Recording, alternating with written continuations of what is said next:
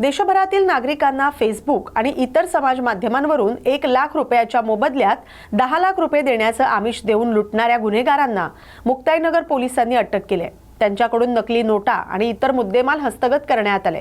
सावरिया सेठ या फेसबुक प्रोफाइलवरून एक 28 सेकंदाचा व्हिडिओ प्रसारित करून या व्हिडिओमध्ये 1 लाख का 10 लाख मिलेगा, जिसको खरीदना है वही कॉल कीजिए असं प्रलोभन देण्यात आलं होतं। या प्रकरणी आरोपी देवकुमार भोसले आणि सुजाता भोसले यांना अटक करण्यात आले। त्यांच्या विरुद्ध फसवणुकीचा गुन्हा दाखल करण्यात आलाय। त्यांच्या ताब्यातून 500च्या 1065 नकली कागदी नोटा तसंच 5 मोबाईल हस्तगत करण्यात आलेत। मुक्ताईनगर पोलीस स्टेशन हद्दीतील कुरा काकोडा जे दूरक्षेत्र आहे तेथील मादापुरी, हालखेडा, जोंधनखेडा, चारठाण वगैरे या परिसरातील काही गुन्हेगारी प्रवृत्तीचे जे नागरिक आहेत ते अशा प्रकारे वेगवेगळ्या प्रकारे आमिष दाखवून लोकांना तिथे बोलवतात आणि तिथे बोलून त्यांना लुटण्याचे प्रकार वगैरे होत असतात। या अनुषंगाने मुक्ताईनगर आणि आजूबाजूच्या पोलीस स्टेशनमध्ये गुन्हे दाखल आहेत। मागील काही दिवसांपासून हे 1 लाखाचे 10 लाख रुपये करून देऊ अशा प्रकारचे व्हिडिओज यांनी प्रसारित केले होते। त्या आमिषाला बळी पडून बोदवड, भुसावळ बाजारपेठ इथे देखील लोकांची फसवणूक झालेली आहे। त्या अनुषंगाने गुन्हे दाखल आहेत। सध्याची फसवणूक ही समाज माध्यमांद्वारे होत असते। त्या अनुषंगाने माननीय SP महेश्वर रेड्डी साहेब यांनी समाज माध्यमांवरती लक्ष ठेवण्यासाठी एक टीम तयार केली होती। त्या अनुषंगाने सदर टीम त्या लक्ष ठेवत होती त्या समाज माध्यमांवरती। तर त्या याच्यामध्ये आमचे कॉन्स्टेबल आहे सागर सावे म्हणून, यांना फेसबुकवरती एक पोस्ट दिसली ज्यामध्ये 1 लाखाचे 10 लाख करून देऊ किंवा 1 लाखाचे 10 लाख तुम्हाला आम्ही देऊ, सेकंड सिरीजचे नोटा आहेत असं आमिष दाखवून एक व्हिडिओ प्रसारित झाला होता।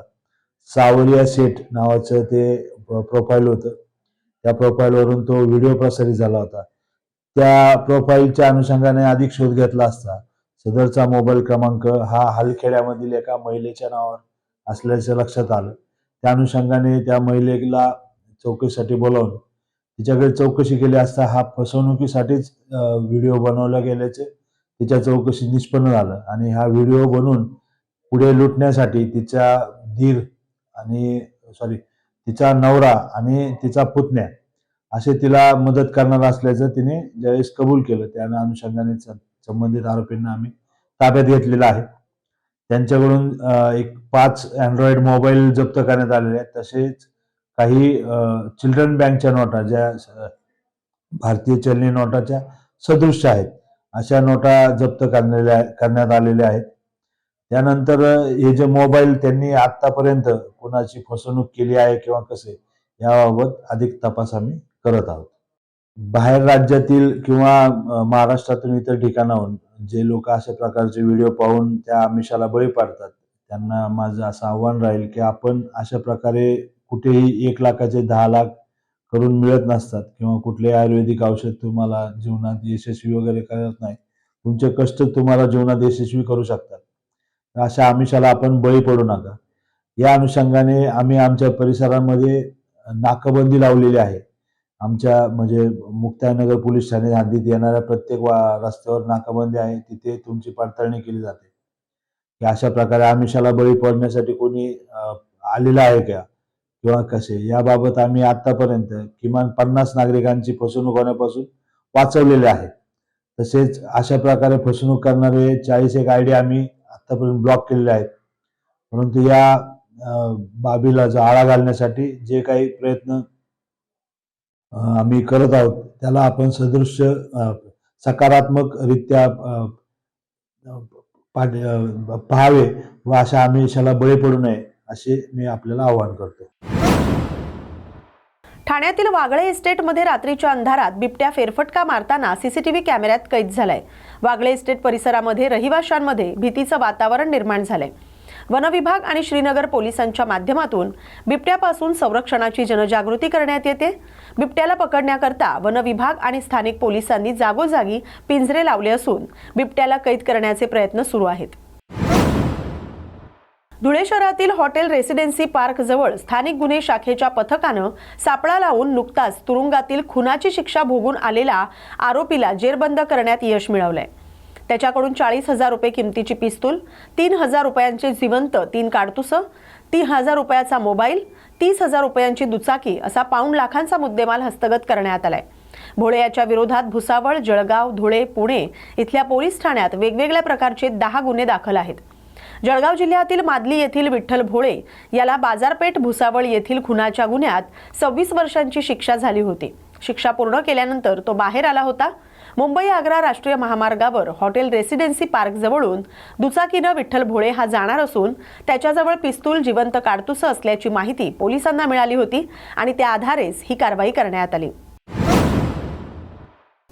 जळगाव जिल्ह्यातील भडगाव तालुक्यातील गिरड या गावातील शेतकरी नंदू मोतीराम पाटील यांच्या शेतात बिबट्याची लहान पिल्लं आढळून आल्यानं शेतकऱ्यांमध्ये खळबळ उडाली।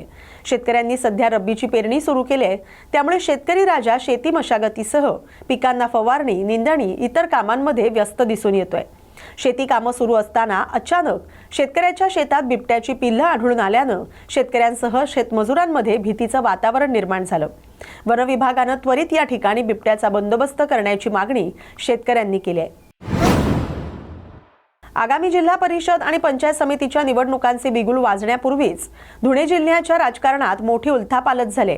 शिंदखेडा तालुक्यातील शरद पवार गटाचे बडे नेते आणि जिल्हा परिषदेचे माजी उपाध्यक्ष तसंच जयकुमार रावल यांचे विरोधक कामराज निकम यांनी आपल्या समर्थकांसह उपमुख्यमंत्री अजित पवार यांच्या नेतृत्वावर विश्वास ठेवत राष्ट्रवादी काँग्रेसमध्ये प्रवेश केलाय। कार्यकर्त्यांच्या आग्रहाखातर हा निर्णय घेतल्याचं निकम यांनी सांगितलंय।